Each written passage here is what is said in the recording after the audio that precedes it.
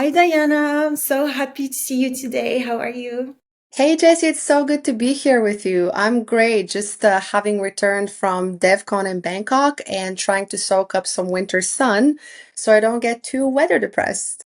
Yeah, that's a really good thing to do. I'm in Finland right now and there's literally no sun.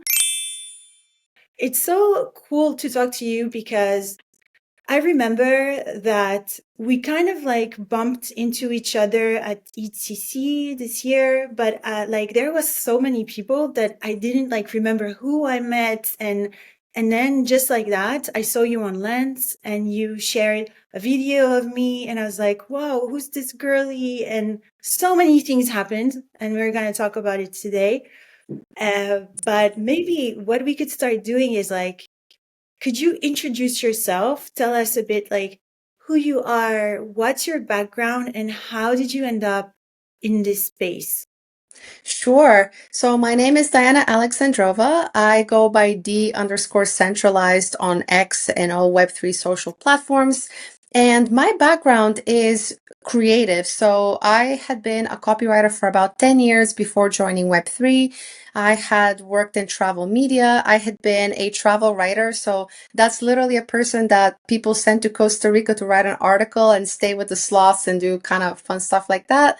I had a long history of doing all sorts of work. So, from working at Bank of America to doing door to door sales, working at a bagel shop, selling juice, to working at startups, I had done anything and everything.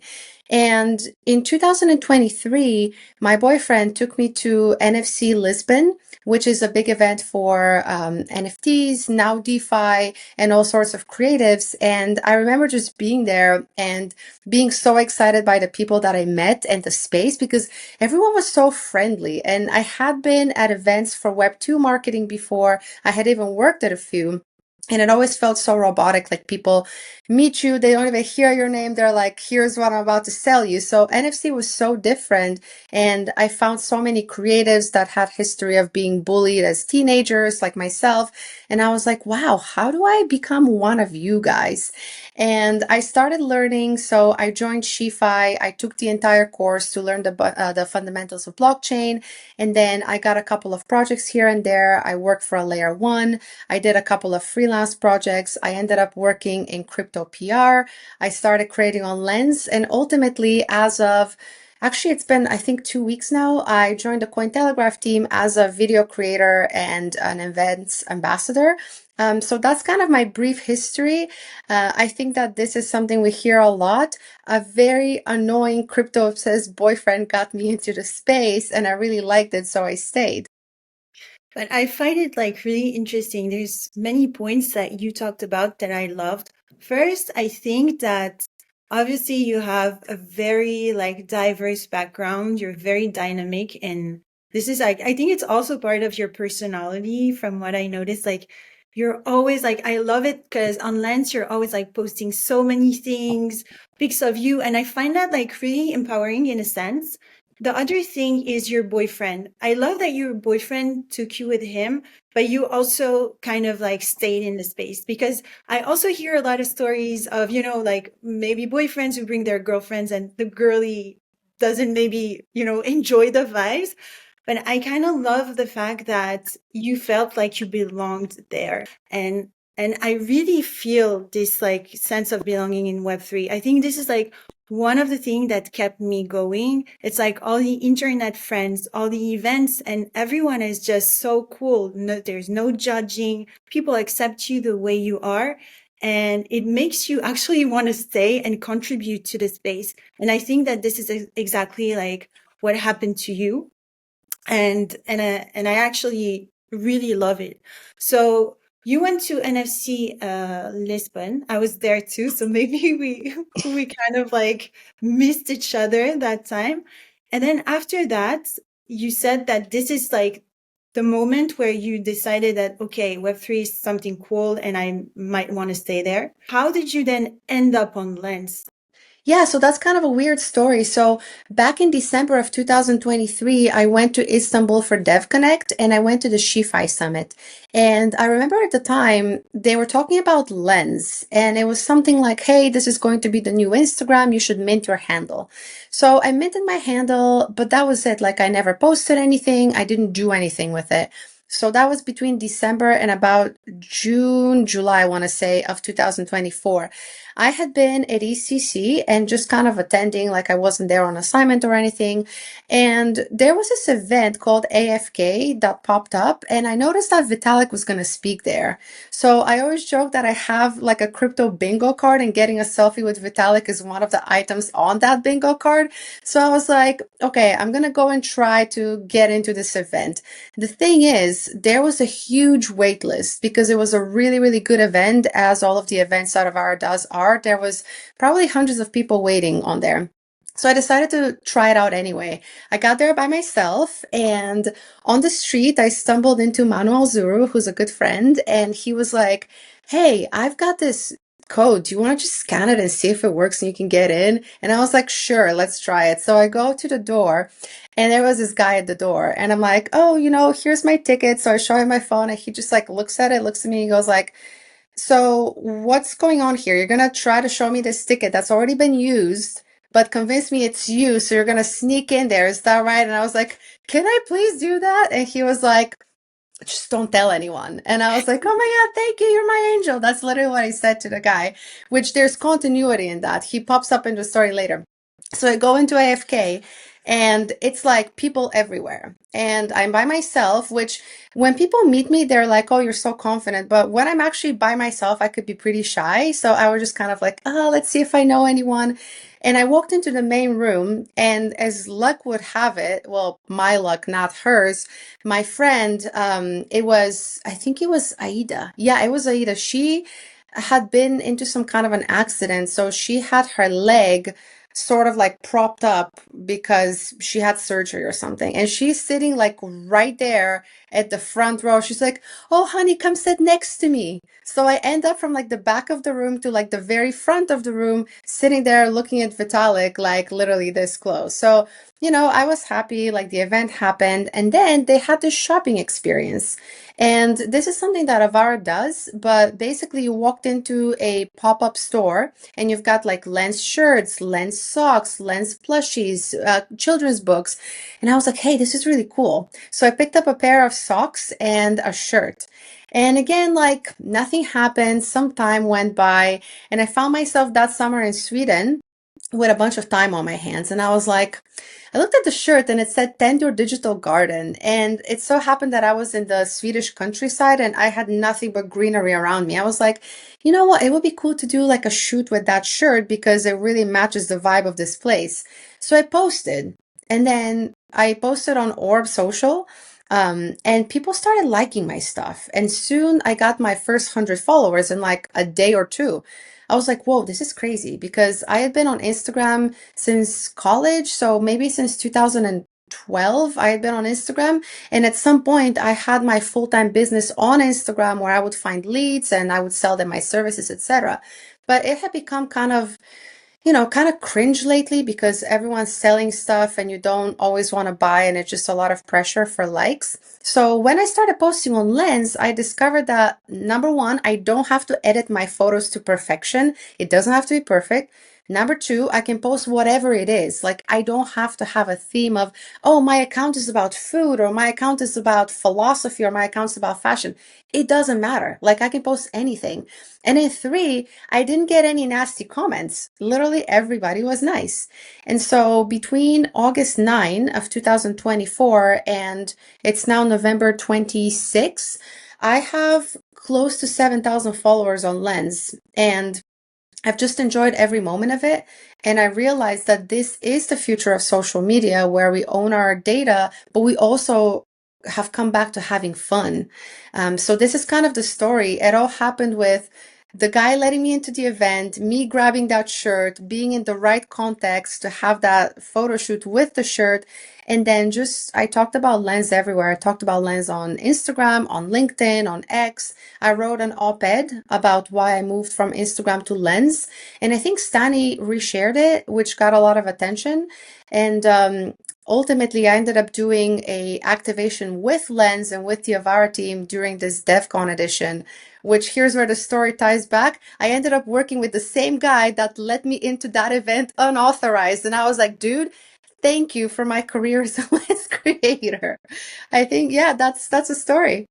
Yeah, and this is crazy because it's kind of random how you ended up inside of AFK event, and it kind of boosted your career in a way because it's like not only did you come on Lens, but you became like a huge figure of Lens in such a short time because you were so much like promoting the app, but not just inside, which sometimes I feel like, okay, it's great to have people using Lens and posting inside. Sometimes people forget that the rest of the world is still using X, and we need to kind of promote the app outside of the actual app. And this is something that you did and you're still doing like really well. And also, what is interesting in your case is that you're you're more like, I would say that you share a lot of lifestyle things on Lens, which is amazing because I love devs. I love people who are building things in the blockchain industry. But it's really nice to have like people who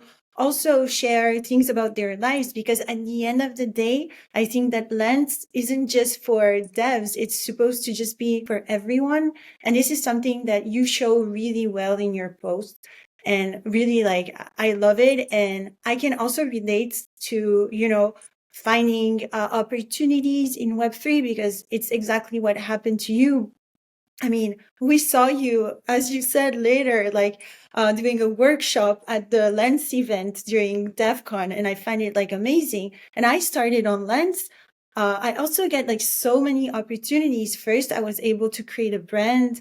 I was able to monetize it. And later, Paris invited me for the AFK event to MC it. And I feel like this is also rewarding because the Lens team, they see us and they see like people who also put a lot of efforts to promote their project, product, services, or whatever.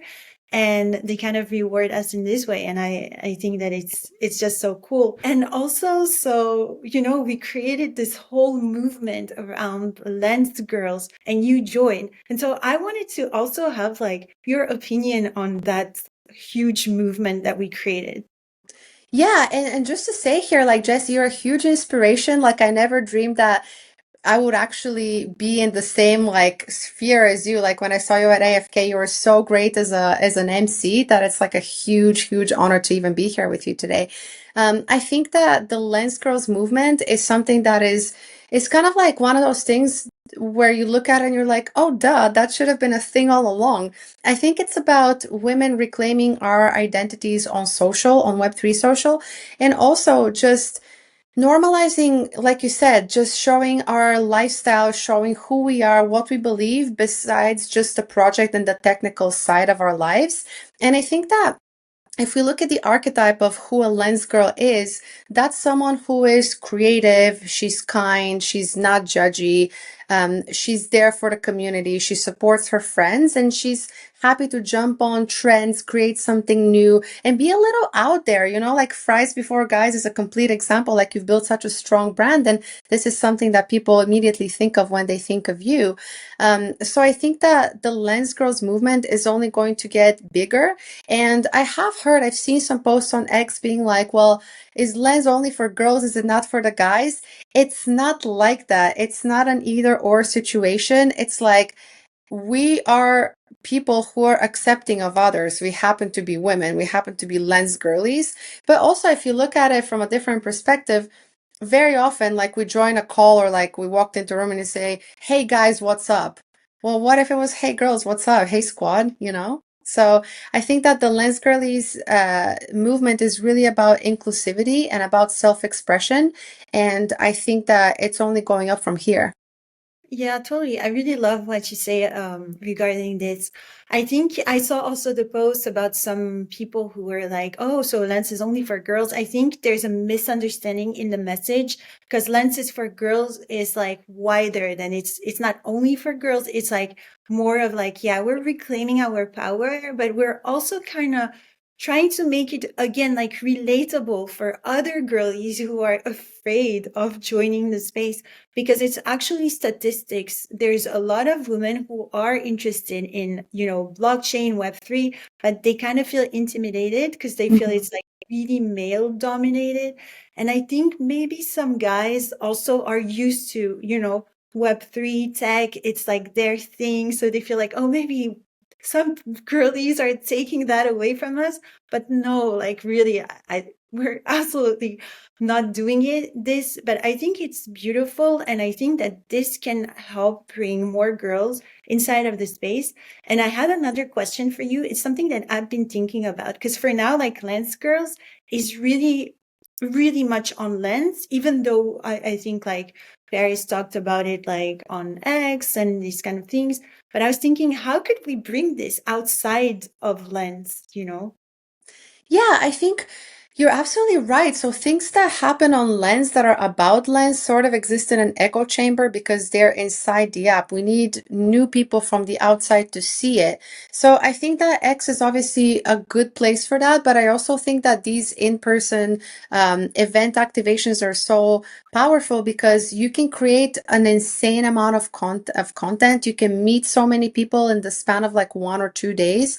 So I think that if you think about it, there could be a Lens Girls podcast. There could be a Lens Girls account on X, and we share what we're up to, and we share our posts on Orb, etc. We definitely could use more attention during these activations. So, for example, we hosted a Get Ready with Me for Rave during DevCon. So it wasn't necessarily titled Lens Girlies, but every single one of the girls that were there, and it was about 22 of us, were Lens Girlies. So I think that it's kind of a triple threat, like being active on Lens and just continuing to share on there, being vocal about it on platforms like X, because if you think about it, X is probably the best bet that we have. Instagram could also work. I would say LinkedIn is too professional for that and maybe not the place for it. And then in-person events. So whether that is like an activation along the side of a bigger event like ECC, or whether that is like girlies deciding to meet up in Germany for a full day of like brunch and mani-pedi and whatever, or Finland or Barcelona or somewhere, having that contact, I think, is what really strengthens the community. And as always, just getting some press as well. Like there's a series on Authority Magazine called Here Are the Women Leading the Blockchain Revolution. And so, a couple of my friends and myself have gotten a shout out on there. So that's a good platform to talk about being a part of Lens and the community we're building there.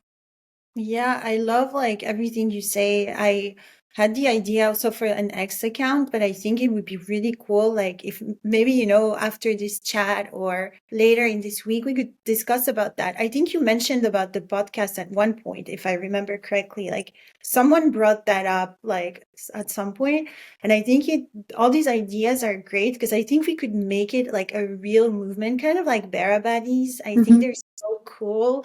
I love everything they do and the Get Ready with Me and all these girly things. They're amazing because they bring more girls to events and they help onboard more girls. Maybe next time, what would be also really cool would be to kind of have like someone making videos of the Get Ready with Me. So we would have like kind of like a teaser to show after the event.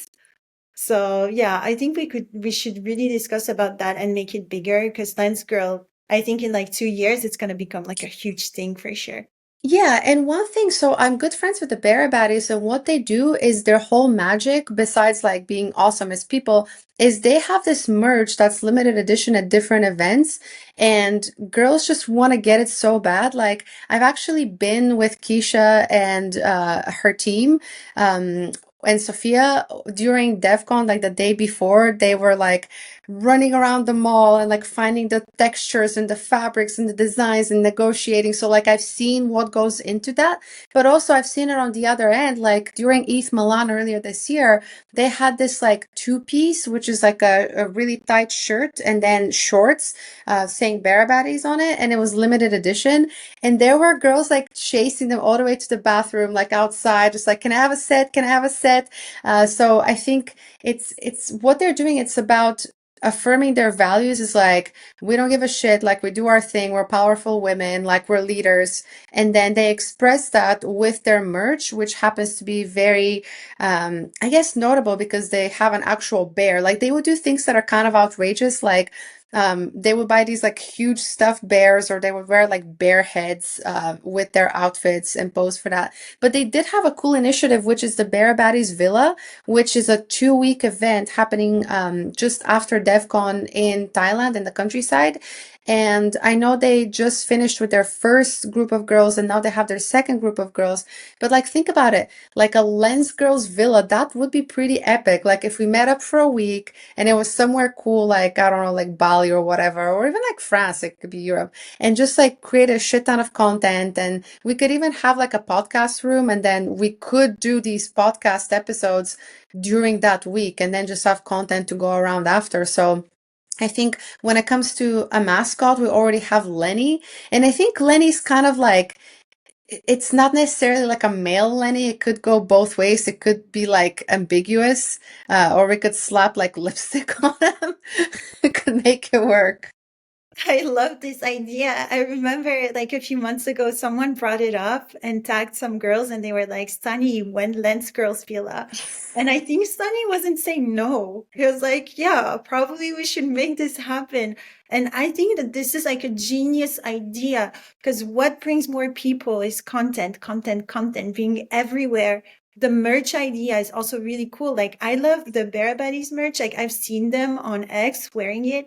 I love because it's like extremely girly, Yeah. and just like brats and sexy and something that you don't see because it's still, at events, it's always like a lot of merch, but still a bit like crypto bro, which it's okay. Like I also like it, but I also like girly stuff, like really. So I think like also, a mix of like being at events, also doing our own merch, why not having also Lens Girls Villa?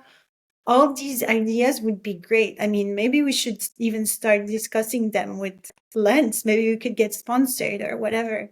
That would be cool because I'm definitely stoked on the villa idea. That would be so cool. Let's make it happen. Now you said that you're working for Cointelegraph. Is it like a online media, right? Yeah, Or it's actually one of the top three crypto medias. So they have it's quite big, but what they do is they do daily content on market movements, trends, all that. And then my role is actually to create videos commenting on these trends and to go to events and moderate panels, which is something that I had been doing independently for about a year. So it's really nice that now I have a big media behind me to continue doing that. No, that's amazing. So now you're starting to be more like, let's say, I don't know how to call it, but a content creator slash MC for events. And also, I mean, you write papers, but how do you see your career evolving in Web3? Do you have an idea of like what you really want to become in like, let's say 5 to 10 years? God, that I ask myself that question almost every day. And I think I've always had kind of the impulse to go for what I find fun and where I can bring some skill. And I don't necessarily have like a certain mold of like, I want to be exactly this 5 years from now. But I think that I'm definitely choosing a more creative track because if you look at my experience in Web3, so the first project that I had was for a layer one blockchain where I was the content manager for their fundraising campaign. And because the CEO happened to be a bit shy, I worked with my boyfriend on that campaign. The two of us ended up giving a workshop in Web Summit Lisbon, which is a massive event. I think like 10,000 people or something like that. Then I ended up going to a lot of different events, speaking on stage. So what I would do is I would contact an event independently and be like, hey, I'm a creator, I'm a speaker, this is what I do. Here's an example of me on video. Do you want to work together? So I think this year I've been to either 8 or 9 where I've either hosted a panel or emceed the entire event. So definitely I'm looking to use my speaking skills. I love writing. I have to say, when it comes to writing, I'm more on the creative side. So, like, not necessarily like, hey, this happened today, period. Like, that's the news, but more like, hey, here's what's going on. Like, for example, my DevCon recap is a mix of, and my ECC recap, it's a mix of like creative commentary, behind the scenes, a bit like the Hollywood Reporter, like, this person wore this, they look fabulous. That's what the event was about. Um, so I think that I definitely want to keep events as an integral part of my career, at least for the next year. I do love writing. I think it's probably my strongest skill. So I definitely want to do something with that. And so I think that media is a natural progression for me at this stage. I did just work in PR for about a half a year. And the thing with PR is that I found it not to be exactly a fit for me because it wasn't giving me the opportunity to be as creative as I would like to. I find, and this might be a spicy take, but very often in crypto PR, you have to make something happen out of absolutely nothing. Like, the news is not at all interesting, the announcement is not at all noteworthy, and you have to make it into something that merits to be in Cointelegraph or, another outlet. And I don't really enjoy that. For me, what I actually enjoy is to create something that is worth getting attention on its own. So I think in the next 5 years, I would hope to become someone known in the space, someone that you see at events, someone that's a good content creator. And I hope to either work in media or to have a creative role in a project that truly matters and is creating something worth attention. But you do speak really well. Like, I mean, I've seen snippets of you like speaking at events. Now we're talking, you speak really well, really clearly. Did you learn to do that, or is it just natural for you? Oh, it is not natural, believe me. When I was 6, my mom's a school teacher in Eastern Europe. She's had the same job for like 40 years. And she really wanted me to make something of myself. And so she pushed me really, really hard. And I'm naturally an introvert. I can turn on my extrovertedness, when I have to, but I never really spoke. I was always really quiet, really shy. So when I was 6, she put me on stage in City Hall of my hometown to recite a poem. And I was terrified. I was so scared. I was really, really tall, really, really short as a child. I was really skinny. And I walked up to the microphone. It was taller than me. And I remember like thinking, oh my God, what do I do? So I grabbed it and I lowered the microphone and then I said my lines of this poem.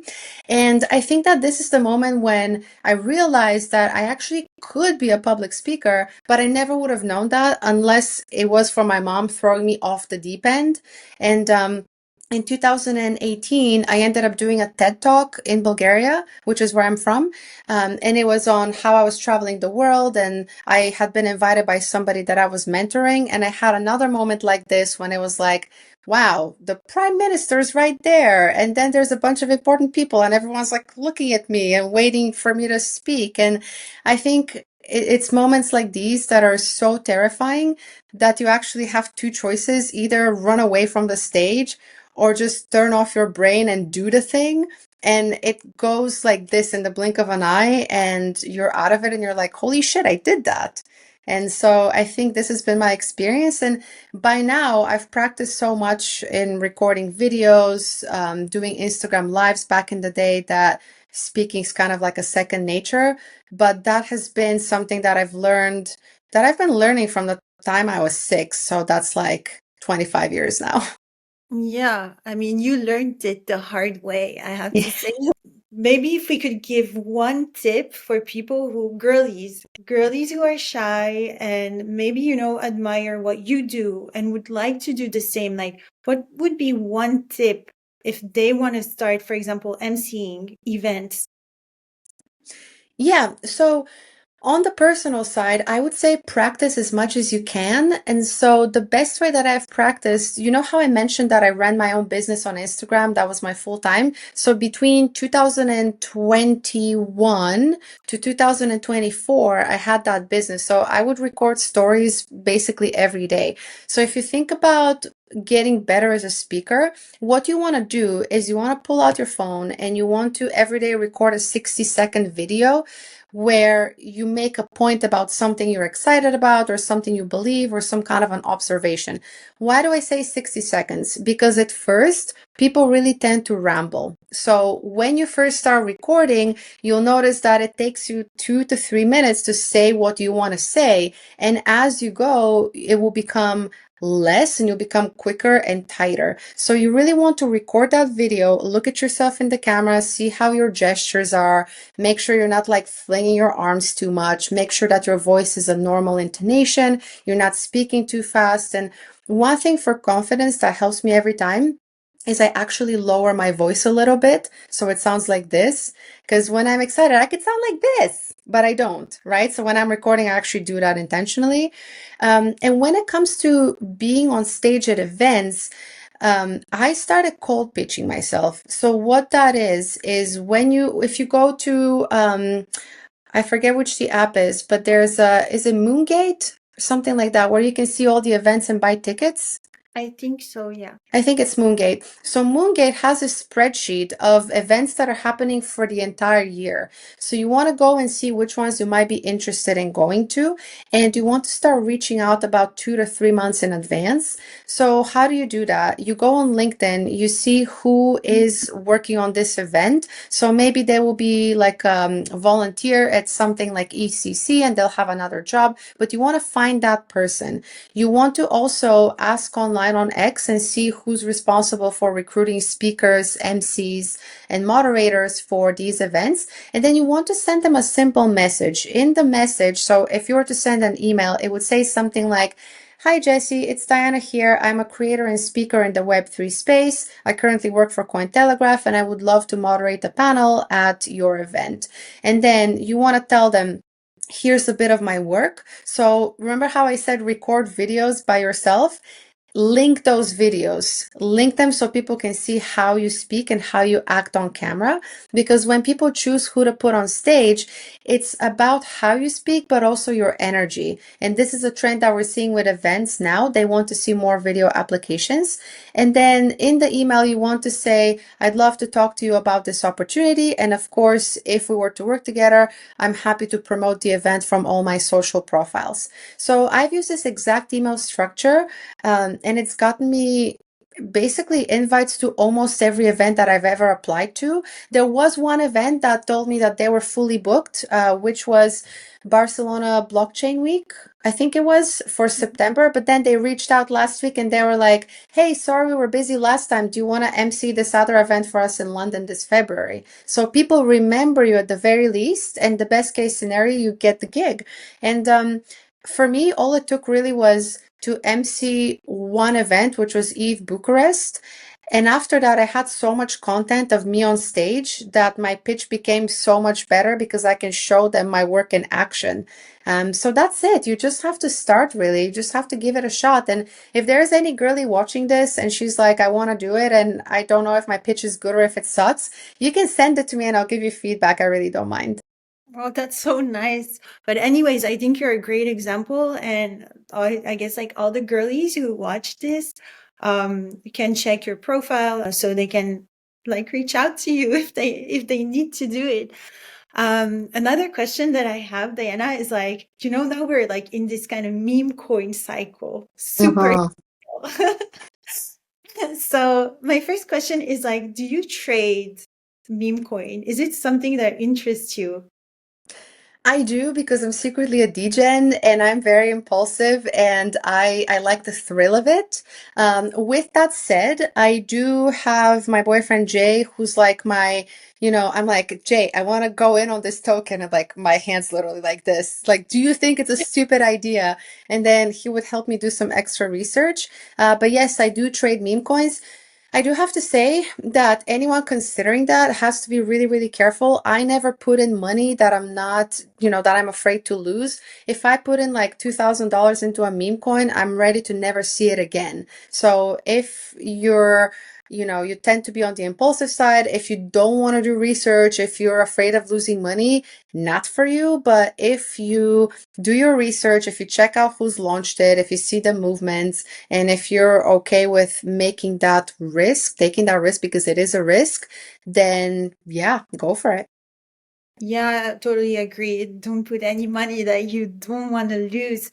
But also, like, one of the reasons I'm asking you this, because right now there's like the girl coin kind of trend. And it all started on Farcaster when some girlies created the blonde coin and then Mm. others created the brunette. And it became such a huge thing, which I find is really funny. But a lot of guys were trying to create drama, like kind of like, oh yeah, brunettes hate blondes. You should create this whole like thing where you're like clashing each other. And then in my head, I was like, that's actually a guy's thing. Like all the Hmm. girlies be besties and promote the tokens, this kind of like really Y2K girly girl vibe style. And a lot of guys try to put us against each other. Did you notice any of these things around the Um, market tokens? I think that based on where the algorithm puts me and like what it shows me, I've seen more of the solidarity posts. But so guys have this approach to content, which is like, let's go for agitation. Like if you leave it up to guys, they'll say, and I used to work in copywriting and direct response copywriting. So it was dominated by men, and they would always be like, oh, let's hit people with their pain point. Like, let's make it about a scandal or something like that. And I would say something like, well, why don't we make it about feeling good? And they're like, here's the numbers. It doesn't sell as good if you make it about feeling good. So I think that guys think in a way kind of primally about it. They want to agitate to get some kind of a reaction. But I think that ultimately the blonde and the brunette token um, decisively said like, hey, we're here to be besties. We're here to be friends. And I really like that. Um, and again, I think that it's interesting because we always tend to see these bros with like Lambos, which are, by the way, they're rented. Like I know some of the guys with the Lambos, do not own that shit. So I think that it's interesting to see that what usually tends to be a guy thing, like the flashiness, the meme coins, the higher, whatever, like pump it. When it becomes a girl thing, people almost don't know how to react. They're like, hey, like, what is happening here? Like, how is this working? This is working. What do we do about it? They almost don't know how to act around it. So I really, really hope that both of these tokens end up being legit because we have, at the very minimum, created this kind of a moment in crypto where women are shining and where women are cooperating and collaborating. But for the sake of everyone, I really hope that this doesn't end up being a rug because it would just feel really shitty if it did. And so my next question for you is, do you have a project that you feel, that is a bit, your favorite? Yeah, I would say apart from Lens, which is obviously my number one, I am a big fan of Chipped by Winnie, and I just love it because I met Winnie randomly at DevConnect in Istanbul, I think at the Jessyfries Summit, and she was just such an approachable person, so friendly, so lovely, so sweet. I've known her for 2 years now. I see her probably at every event that I go to, and I just love what they're doing with consumer tech because they take these nails, and I'm not wearing them today, but I do have 4 or 5 of their sets. The thumb has a chip on it, and so when you meet someone, you just let them scan your nail, and your information pops up that you want to share. So I think that it's kind of like what you said. It's a Y2K girly vibe. It's like we're here, we're girly, we're doing our thing. We don't need to fall into your standards. At the same time, it is pretty cool tech because I see that a brand like Chip could really push through into mainstream. It already was selling on Paris Hilton's website. It was already featured, I think, in Wired and TechCrunch and Vogue Business. So I think that they're making really big waves. I've met Flo, the COO of the project. She's also really cool. Both her and Winnie are really smart. very influential on X as well. And so I think that this is a project that I'm really excited to see come into fruition. I know that they're doing some cool things as well, where I think they partnered up with a program at a university for scholarships for women or something like that. So I know that they do meaningful things outside of just, posting cool videos with fake press on nails on that are cool. So that's a really exciting one for me. Yeah, I love the project. I met Winnie for the first time. I think it was at NFT Paris this year. Mhm. We were actually doing also a get ready with me thing with Favor. Do you know Favor app? They're also on Yeah. Lens. So they invited a couple of content creators and there was Winnie. So we got like makeup from Sephora and I don't know. It was really fun. And her nails, I think it's something that of course like I love making my nails. So of course it caught my mind. I was like, wow, my attention. I meant I was like, wow, this is so great. I don't have nails yet, but Vanna took some for me, so she's gonna She send them. did. Yes, Yeah. we made you a little pack. She also, I think, packed some lens socks and bracelets and family socks for you. We were there talking about you that Friday. Oh my God, I'm so excited. I Yeah. can't wait. But yeah, I wanted to say like the nails is such a great idea because I think now what she's doing is like she's got an app that's on an app store and Yep. basically, yeah, you just like tap your nails and like at events or wherever, and then people can see your socials. And at the same time, it can onboard new people to the space. And speaking about onboarding, I think that this is a workshop that you did, right? During the DEF CON event with the Lens team. Yeah, so what we did is we actually did a couple of activations, one for Lens, one for family, and one for Ave. And so we had a booth in the DevCon venue. So what it was, essentially we brought a bunch of Lens merch with us, but people had to do a quest. So the quest was, and I wrote on like a whiteboard, first you have to download Orb, then you have to set up your profile, you have to post your first post, and then show us the post. And the crazy thing is that all of the Avara booths, Lens, Ave, and family, they were all mobbed. Like there were people all the time. Like people were trying to come and say hi to us, and they were like, "We couldn't even reach you guys." You were like, "Wait, wait, wait!" And it was myself. It was it was actually the Lens designer who I felt like I had met a celebrity. His name's Noah. It was Stani himself.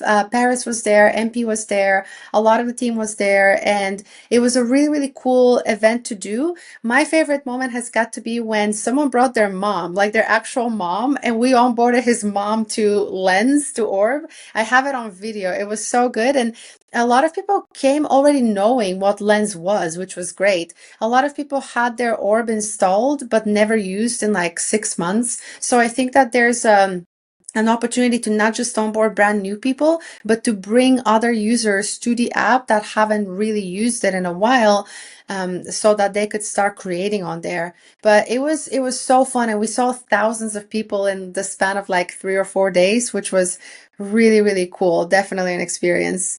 Yeah, I saw the videos or pictures on Lens and we could see you and Stunny and like so many people around you. And I was like, oh my God.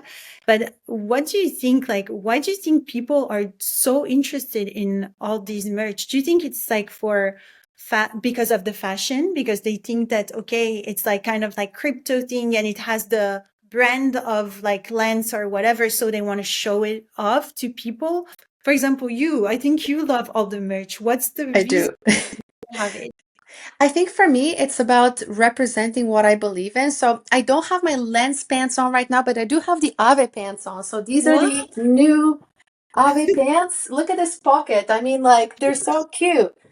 Love it. So for me, merch is a way in which I can express where I belong in the space and who I believe in. So I have a lot of merch. Like I've been to like 10 crypto events this year. I have a lot of merch. However, some of my shirts, and I'm not going to mention brands, but like some of my shirts are shirts I sleep in. Some of my shirts are shirts I run in. other merch, so that's like all the Avara merch, is merch I would go to meet friends with. I would go to get a coffee in. I would go to like a concert in. So I think it's really about showing where you stand, who you align with, who do you believe in.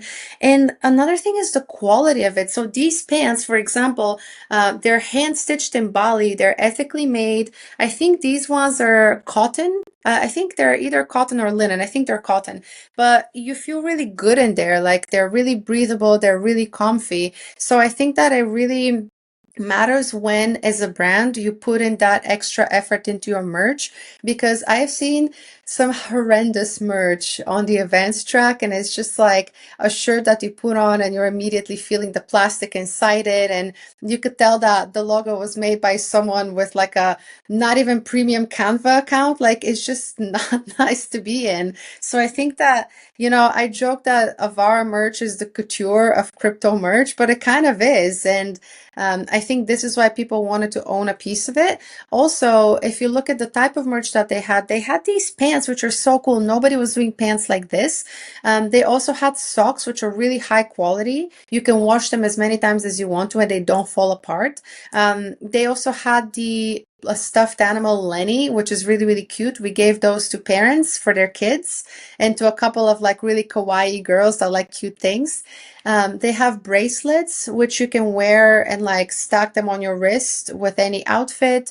They had hats with, I think it was Go and ZK Sync, which were like black but with a cool minimal logo on the front. So I think it's really showing who you support in the space. So kind of like a status thing in the space. Where do you stand? Who do you believe in? But also the quality of it. And there were people who would come and say, "Oh, I'm so merched out. I don't want merch from anyone else, but can I have your pants?" So they were so, so popular. Totally. This is something I noticed with the lens merch is the quality. It's like amazing, the quality. The t-shirts, sometimes when you get them for free, they're so thin. Ah, But these are thick. Like yes. I also checked and I saw that they're like eco-responsible and everything. So I think it's awesome that they're putting so much effort. But also, I mean, the more they do events and the more I notice that they try to offer something to everyone. I mean, now with the bracelets, it's super much also girly. So I think Hmm. they think of like boys, girls, parents, kids. And I think that's really amazing because it shows that again, Lens is diverse and that's what they're trying to bring to the space. It's like, it's not just for devs, not just for one type of person, but it's for everyone. And something that I also loved from what she said is like, you also like wearing merch because it also makes you, want to show what you support, but also show where you belong. And it comes back to where what you said at the beginning. Joining the space gives you this sense of belonging. And I think that that's also one of the reasons why people love Lens merch, because it's also, this is where we belong and it's our family. And we kind Yeah. of want to make it grow and make it like sustain over the years for sure. Exactly. I love how you said that. And I think that it's so cool that they've named their new wallet Family, because we're all family. So, so many good puns to be made with that too. Totally. I tested already, but I didn't test it with my main wallet because Mm. I think that if you connect your wallet that you have on Lens, you can also see what you collected on Lens. Yes. Yeah, you can do that. So this is something I love, and then I think I'm gonna use it more. Like it's You really can DM people in there. You can DM me in there. okay. I'm gonna do that after. I'm gonna DM you. Maybe I should Nice. like really switch to family because it's MetaMask is cool, but family is like It's much so cooler. old and it's so like it does like I think with the family wallet it's just so smooth. It's smooth like butter. It's like a social app but for your money. And with MetaMask it's like so old and clanky. Like I Yeah. just don't find pleasure. Like every time I enter my password it's like you Yeah, know? same. That's why I mostly switch to Rainbow, but sometimes it doesn't connect well to like all the Yeah. apps and everything, so I changed. Yeah. Um, I have one last question for you, and that's actually a new question. I haven't asked it to any girls, but I think I'm gonna ask it more often. I wanted to ask you, who do you think that I should interview next? Oh, that's such a good question. Well, a couple of people would actually come to mind. And do you want them all to be active lens girls? Oh no, it can be any girly in the space, like I think for in one, like If you can, you should interview MP because she's so cool and she's got such a cool life and a cool backstory. I think Tiny Rainboot as well, if you haven't already, I'm not sure. Um, I think also Maze Mary would be a good one Mhm. because she's a creator. She's got all these stickers. I see her all the time on Lens. And then Hmm. I think like someone like Winnie would be cool to interview as well. And like you could even do like a Winnie and Flo together, like two for one. And I think if you get a chance to and if it's aligned, like maybe interviewing the girls from Boys Club as well, because they've kind of turned the whole idea of crypto being a boys club on its head. I think Natasha, Dina, Kate Cavell as well would be a good one, Miranda. So yeah, and maybe Maggie Love, when she's got, I know she's doing a lot right now, but Maggie's built Shify, which is obviously super impressive, and she does have two girlies, Ella and Alyssa, that just ran the Shify Summit almost single-handedly and did a really good job, and they're just very cool, grounded women. So I think those would all be really good options. For sure. And thank you so much for your time. Can we take a picture of the two of us that I can screenshot on my laptop? Yes. Do you want to take it too? Yeah. I can screenshot it. Let me just, okay.